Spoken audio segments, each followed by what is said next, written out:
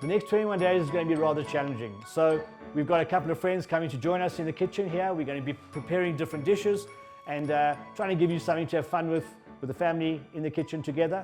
And bon appetit. The most asked question I have is, what is picanha? Picanha is from South America as a cut. It is a top flap on the rump, otherwise known as point rump or tri-tip. And where that's located is on the top of the rump, as I said. Here you'll see there's that little flap over there.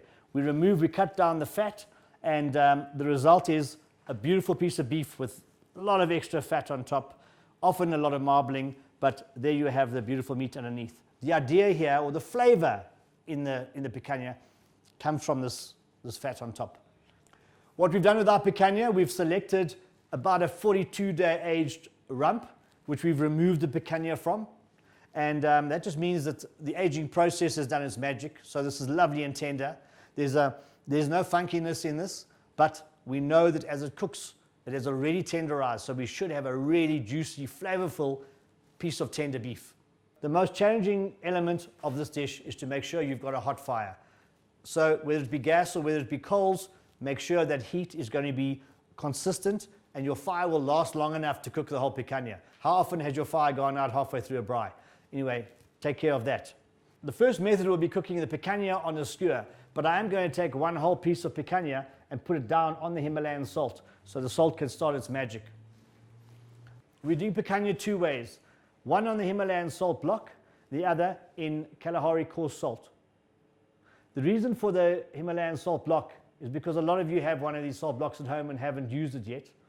The other is because the traditional way of doing picanha on the skewer is using coarse salt. Let's see the difference. Before I start cutting the next picanha, I want to prepare my board. And for that we use Kalahari coarse salt, which I'm going to just take a handful of and place it down onto the board. Just want to give a nice bed for the skewer to rest on. We've put the salt down on the board. Now we're going to slice the picanha. And we make the slices nice and thick, so very, very generous thick slices like that. And out of one picanha, you should sort of aim at getting 3 lovely pieces like that. And you can see there's also some fat there.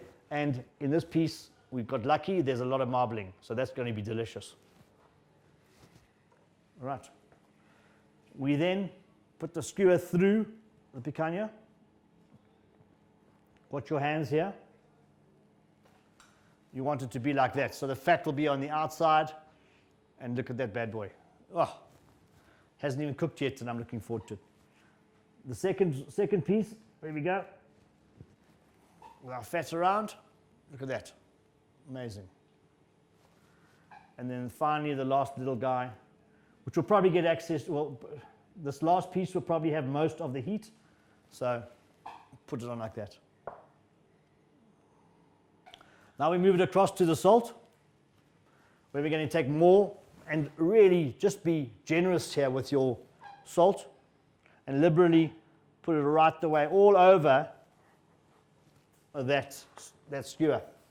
So you want the picanha, you want the pieces of meat to be coated in this coarse salt to maximize the process, which is really just dehydrating or drying out the outside of the meat.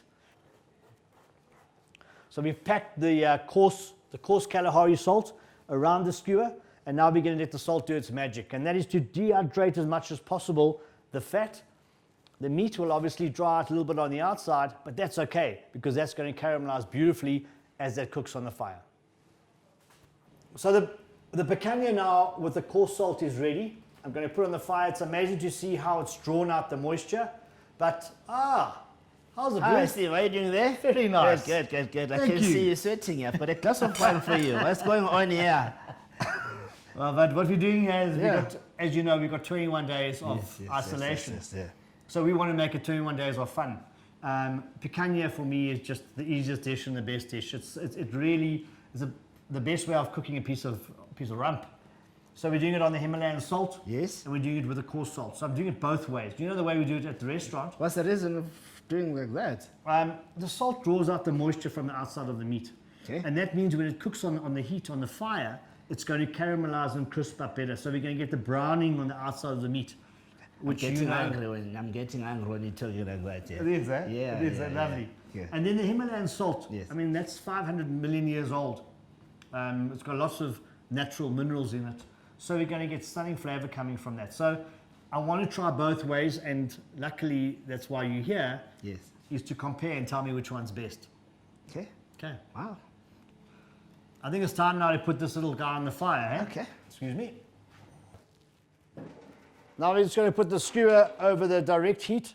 I want to get the browning to start, and then we're going to move it across. How long you should do this really is just to make sure that you get an even browning all the way around, and the time is dependent on the heat and the thickness of your steak. You want to get an even cook as much as possible. Let's just close the lid to keep the heat inside. We want the convection heat to do its bit. I prefer my picanha done medium rare, so it's very, very soft to the touch, but that's entirely up to you how you want it done. What I want to do now is just knock off the excess salt that's on the side of the meat.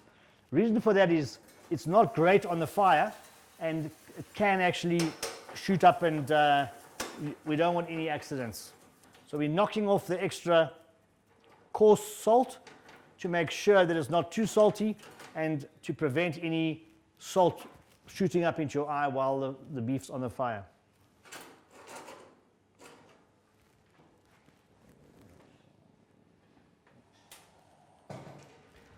How about a sip of wine? After my own heart. Cheers, Lee. Cheers, eh? Let me get straight on to the next one.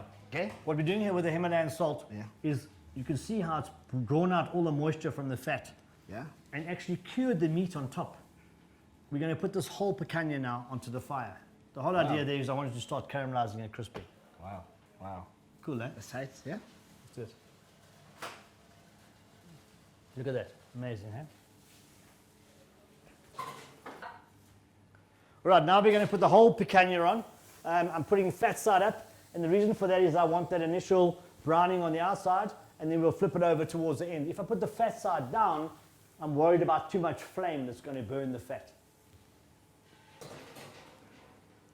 Steve, looks the meat is red now. So what next? Right, what we're going to do now, I think, is cut the picanha on the skewer. Okay. Look how beautifully it's caramelized. Isn't it looking beautiful, eh? Cheers, eh? And then we'll do the whole picanha. You can take off each piece individually, but I prefer to cut it on the skewer like this. Wow. Wow. Look at that. Wow.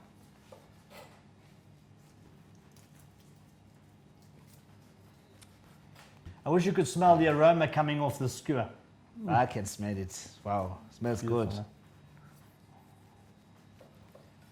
huh? Look at that, eh?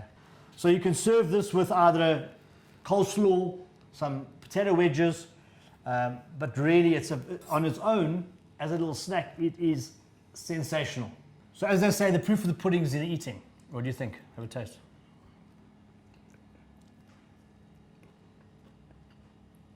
So on a scale of there to there, where is it? Wow, wow, wow. Delicious, eh? Fantastic. It's nice, Number eh? one, And yeah. juicy, eh? So you see the salt didn't dehydrate it totally. It was just crisp on the outside, but how much moisture is in this? Yeah, and the Eh? flavor. Beautiful, Flavor eh? from the salt, eh? Love it. Wow, yes. Great, great. Yeah. Enjoy, enjoy. Thank you. Right, let's get on to the next one now and see what that's like. Okay. Cool. So the other picanha was done on the Himalayan salt. So this rested on the Himalayan salt for about half an hour. Yes. I want to do a couple of slices here for you to taste. Yes. Look at that.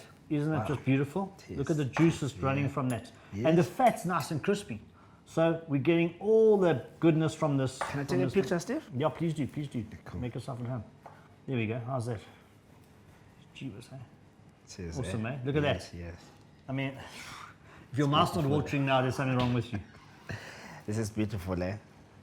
Look at that. Magnificent. See the juice still running off there. And amazing, amazing. It's so delicious. So, Kulis, what is your favorite? Just. Oh, come on. Haven't you had it yet? Wow. I think this one from the. So the whole one picanha, the whole picanha. from the soap block. Okay, good to hear. Yes. Well, I'll let you be the judge of your cooking, but in this kitchen, the whole picanha was the champion. So I hope you've learned something about picanha. What have you learned? Wow, I didn't know that cooking from the salt block, there's that so much taste, that flavor. I think I must get one from myself, from the local grill, I guess. You're welcome. Okay, cool. Do you have one, Steve? Plenty. Thank you. We hope over these 21 days we're going to keep you inspired. Cheers.